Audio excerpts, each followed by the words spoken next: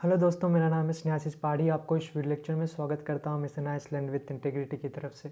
तो फिर इस वीडियो लेक्चर में हम खास job, employment as well as the ratio of depletion of employment, all things will be discussing. ठीक है, हर एक पॉइंट का डिस्कशन करेंगे in respect to the prelims examination as well as the mains examination.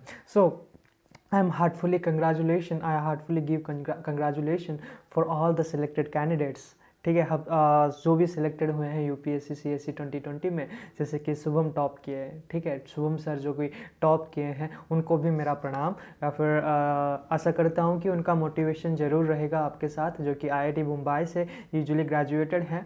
ठीक है, डू नॉट गेट डिप्रेस्ड। ठीक है, मैं हम हर सभी लोगों को जो कि UPSC prelims as well as mains में या फिर इंटरव्यू में डिस्क्वालीफाई हो चुके हैं, ठीक है, उन सभी को do not gate disheartened because you have done it, you have achieved the goal. ठीक है, आप कैसे अचीव किए? क्योंकि आप उस स्थान तक गए हैं। ठीक है, तो do not get disappointed and do not gate disheartened. Okay, so continue struggling not for 12 hours but for 5 hours with full of dedication and commitment. It will definitely gives a fruitful region in the upcoming 2021 or 2022 prelims examination or in mains examination or maybe in interview। ठीक है, सो फिर हर एक चीज़ का importance रखकर अगर चलेंगे तो फिर ज़रूर हम क्रैक कर पाएंगे। तो उसी प्रकार हम अगर देखेंगे तो फिर ग्लोबल फार्म्स, जो कि ग्लोबल फार्म्स या फिर एम्प्लॉयमेंट रेशियोज और या फिर एम्प्लॉयमेंट समरी या फिर सफरिंग, जो भी हम इस वीडियो में डिस्कस करने जा रहे हैं, तो हर एक पॉइंट का यूजुअल नोटिफिकेशन रहना है, हर एक पॉइंट का यूजुअल मीन्स रेफरेंस लेना है, ताकि हमारा अंडरस्टैंडिंग बहुत अच्छी तरह हो सके। तो विद रेफरेंस टू नोकिया, इसमें यूजुअली दिया है with reference to Nokia we can say that the foreign direct investment, जो कि बोलते हैं विद रेफरेंस टू नोकिया। इसमें बहुत ही बड़ा एग्जाम्पल या फिर बहुत ही बेस्ट एग्जाम्पल मानकर चलेंगे तो भी काफ़ी है। ठीक है, अगर नोकिया का क्यों इसमें दिया गया है, नोकिया की जो कंपनी है जो कि 2014 में कितना ज़्यादा रेशियो का प्रोविजन मीन कितना ज़्यादा सेक्टरल इंप्लीमेंट किया था, तो उसका डिप्लीशन कैसे बन गया, उसका डिप्लीशन के किस प्रकार बना, उसका एक मोटो या फिर उसका एक फोकस यू एग्जाम्पल दिया है। ठीक है, इस वीडियो लेक्चर में या फिर इस डिटेल पेज में।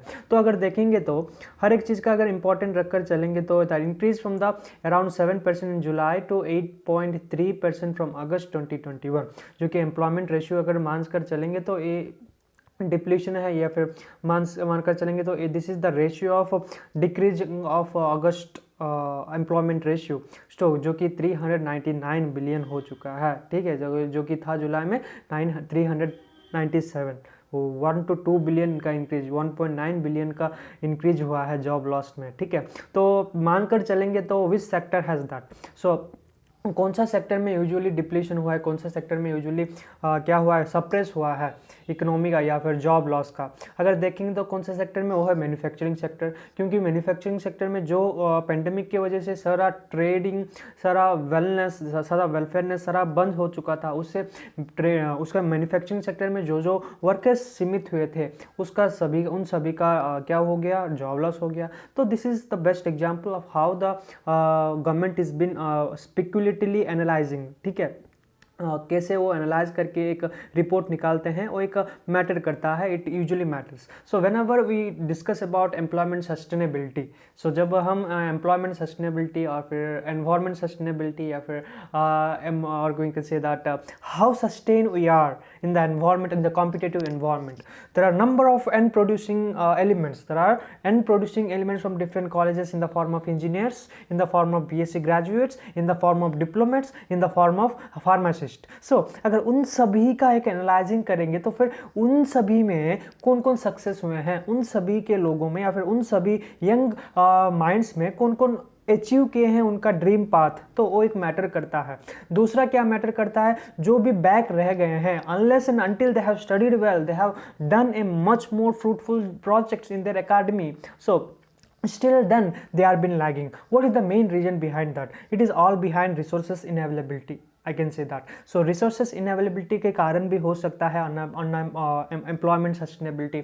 उसके बाद the ratio of increasing of number of producing elements। ठीक है, अगर एक मात्रा में बहुत ज़्यादा सप्लाई अगर हो सकता है तो फिर डिमांड ही उतना ज़्यादा बढ़ेगा। ठीक है, अगर डिमांड कम है तो फिर सप्लाई क्या होगा, कम ही हो जाएगा। ठीक है। सो अगर डिमांड अगर सप्लाई जैसे मैं एम्प्लॉयमेंट उसके बाद इकोनॉमी के बारे में जैसे कि डिस्कस कर रहा था कि इकोनॉमी कैसे इंप्रूव होगा, मैन्युफैक्चरिंग सेक्टर से, उसके बाद एग्रीकल्चरल लीडिंग से, उनके बाद वर्क फोर्स जो कि labour government labour ministry of labour government जो होते हैं उनका इंस्टॉलेशन करने में, कौन किसका इंस्टॉलेशन करने में, फैक्ट्रीज का इंस्टॉलेशन करने में, new kind of innovation technology लाने में, तो उन सभी का अगर सेक्टर में अगर देखेंगे तो फिर सीजनल इंप्रूवमेंट हो सकता है, क्योंकि हर एक टैलेंट का डिप्लीशन, हर एक टैलेंट का एक्सपोजर बहुत ही ज़्यादा रेयर मात्रा में होता है। It is usually comes very rarely that young generation kids are not been employed because of not because of lack of resources, I can say that.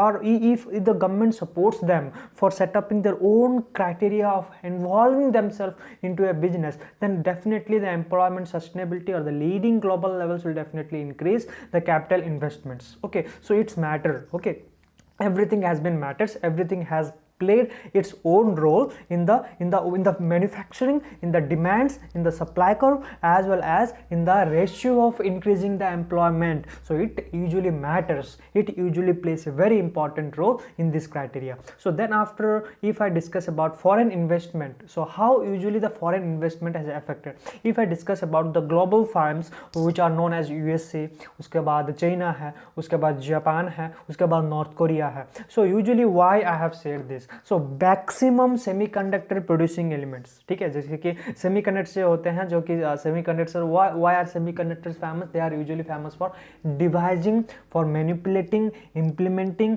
Executing the electronic gadgets. तो हमारा इस भारत में तो electronic gadget का बहुत ही ज़्यादा मात्रा में प्रोडक्शन कम है, ठीक है, बहुत ही ज़्यादा मात्रा में प्रोडक्शन कम है. तो उसी के वजह से रॉ मटेरियल का इंपोर्ट एंड एक्सपोर्ट करने में भी उनका तकलीफ होता है इस पेंडेमिक के दौरान, ठीक है. तो वो भी एक डिस्टर्बिंग एलिमेंट भी बन सकता है विद द सस्टेनेबिलिटी और एम्प्लॉयमेंट सफरिंग, ठीक है. तो वो भी एक कारण बन सकता है. एंड एग्जिट ऑफ डिस्ट्रीब्यूशन में यूजुअली जाता है सेमीकंडक्टर इंडस्ट्रीज, उसके बाद प्रोडक्शन, स्लो प्रोडक्शन, ठीक है, उसके बाद attention of export and import goods. So उसके बाद impact on job generation very important है, impact of job generation.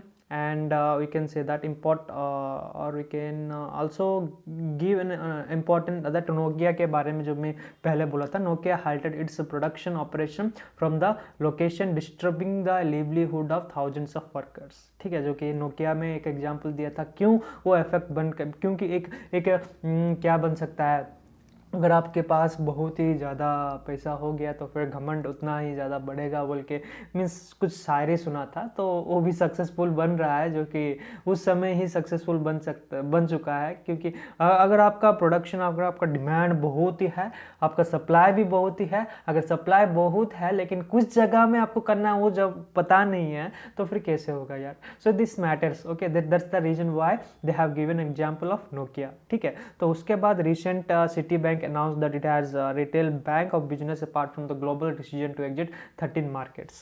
The US based bank focused on the few wealthy regions around the world.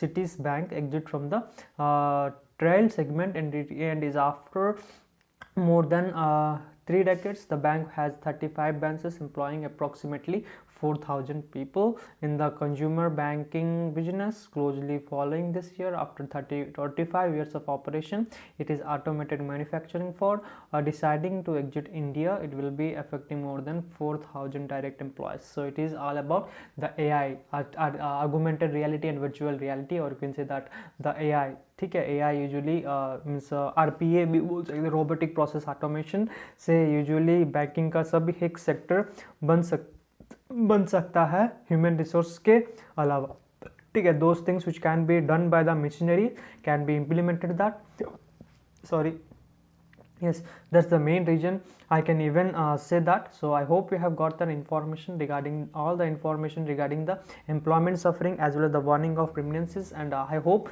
definitely if the production increases, the worker force will be also increasing and the employment ratio will also be get an advance effect in the improvement, and everyone will not be suffering with any kind of unemployment ratio. So I hope the engineers will definitely understand that. The engineers will definitely understand how they usually struggle in the difficulty times. Okay, so I hope you have got an idea about how the employment suffering is all about. So till then, thank you for watching my video. Thanks a lot.